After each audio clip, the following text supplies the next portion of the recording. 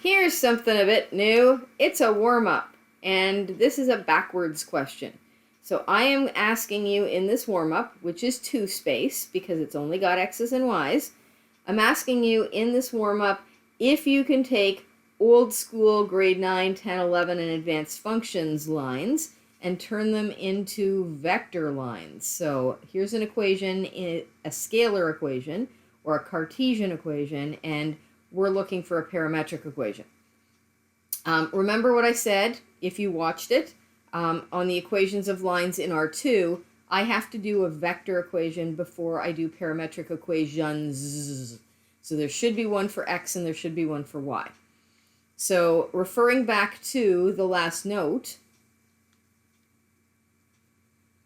in order to do either a parametric equations or a vector equation, I'll need a direction vector and a point on the line. And believe it or not, this has both. So let's go through that. So I've got a slope of 5 over 7. This is the x's. Sorry, messed that up. This is the change in y. This is the change in x. So when I go to make a vector equation, it will be square bracket 7, 5.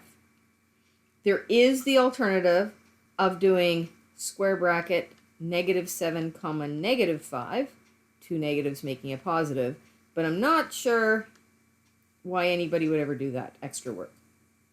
Next thing is, can you find the point? And there is a point.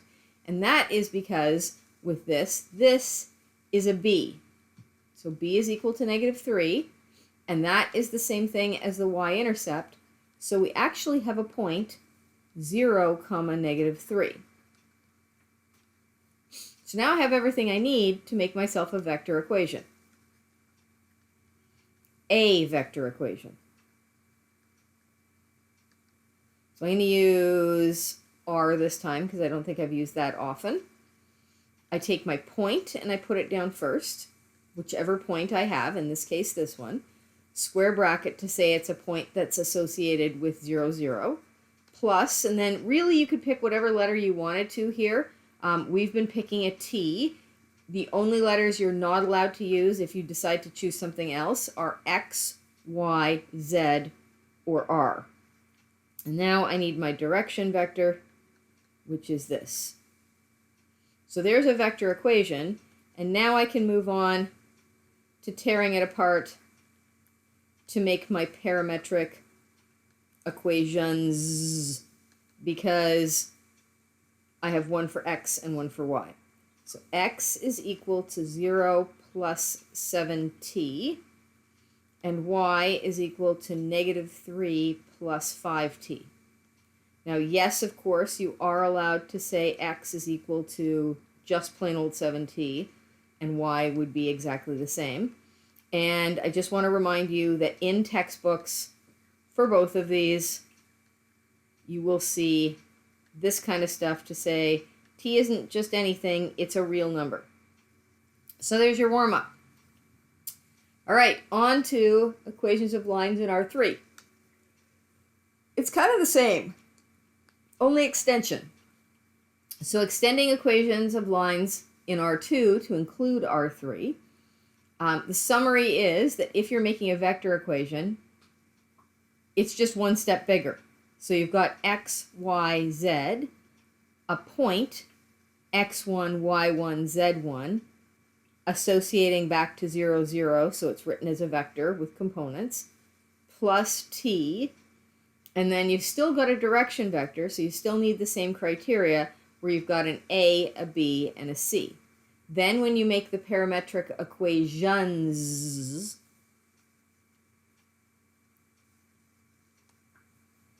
x plus x1, x equals x1 plus ta, y equals y1 plus t, then b, multiplied here, and z is equal to z1 plus t, then c. And like I said, here's the technicality. There's one other type of equation. So a couple of notes. This one's singular, not unique, because you could have a scalar multiple that is different here. You could have used a different point that's still on the same line. These ones are plural and also not unique. And the reason I say that is because they come from here. And the last one is a symmetric equations, and shouldn't really have that. And they are also not unique. And more importantly, I haven't mentioned them yet, so it's not in R2. So I'll show you how to make this and then flop back to this line in a sec. Notice that these ones don't contain the t, so they don't contain the parameter. So let me look at an example so that we can get there. Usually for me, I have to make my vector equation, then I have to make my parametric equations, then I make my symmetric equations. So I do the math rather than the memorization of forms. All right, the one and only question.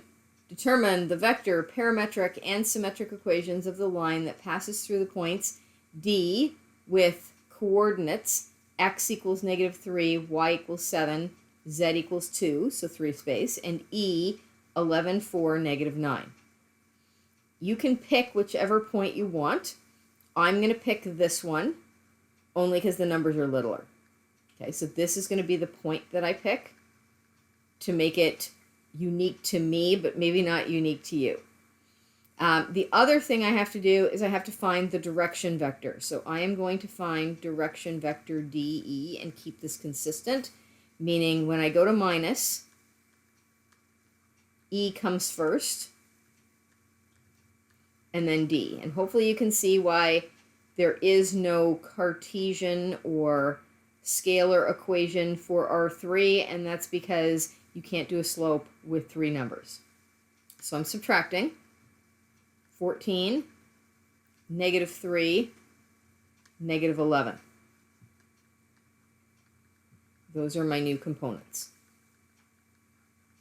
And I am going to make my vector equation. And even though over here it says x, y, z, you can still do the r with the hat on top of it. So like I said, I'm going to pick point -3, 7, 2. And according to the structure, it fits in the brackets, square brackets, plus t. You could use t, you could use k. Again, you can use anything except x, y, z, and r. And then you put down your direction vector. So something that I should mention is you can't reverse these two things. They are very specific. And just to impress you, ta-da! So there's your vector equation. Next thing is the parametric equation. Only with this, there's 3 of them. So that's why it's plural. So x is equal to, I'm going to be super careful because I can make typos, -3. That's positive, so plus 14t.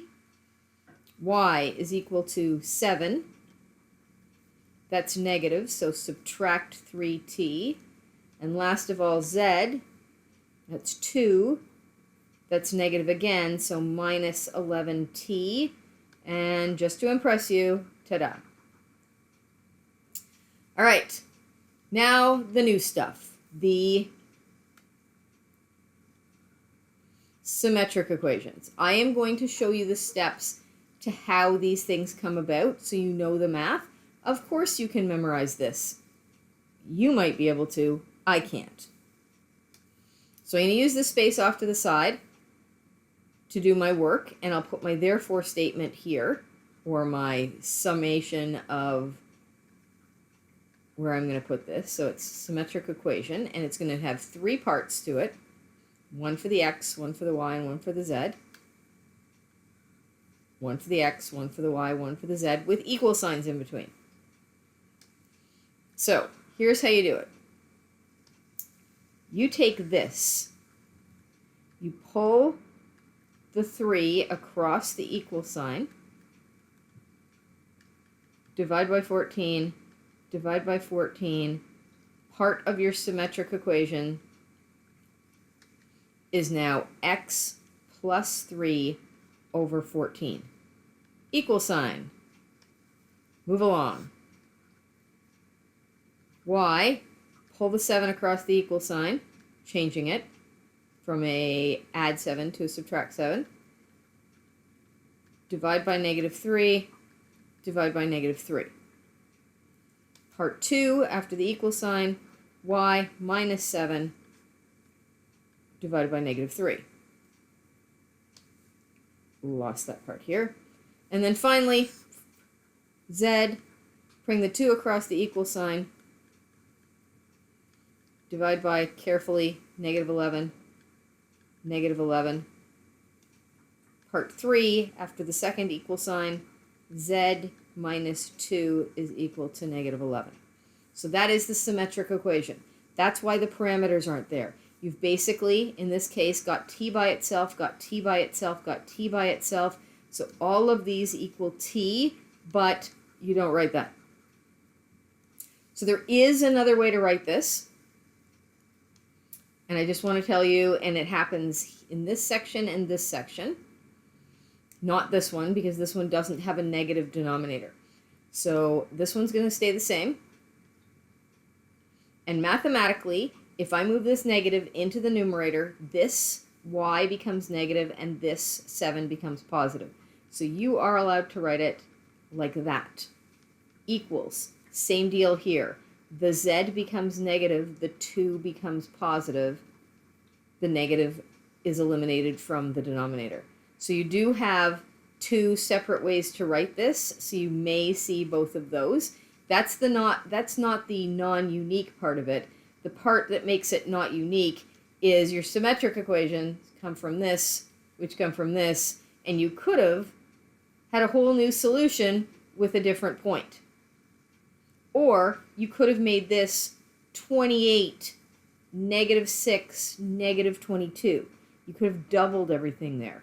Not sure why, but you can. All right, so I think that's it. Maybe I'll put a little note. No scalar equations. So that's like the y equals mx plus b, or the ax plus by plus c is equal to 0. And the other thing is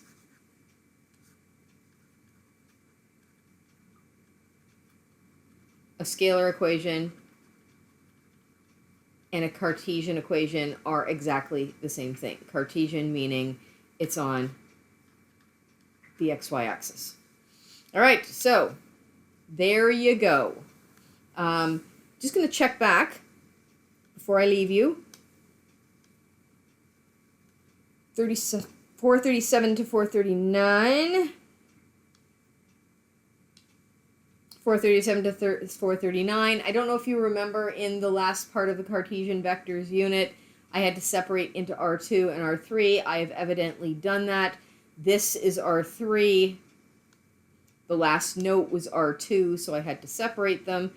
But today's work is that. Goodbye.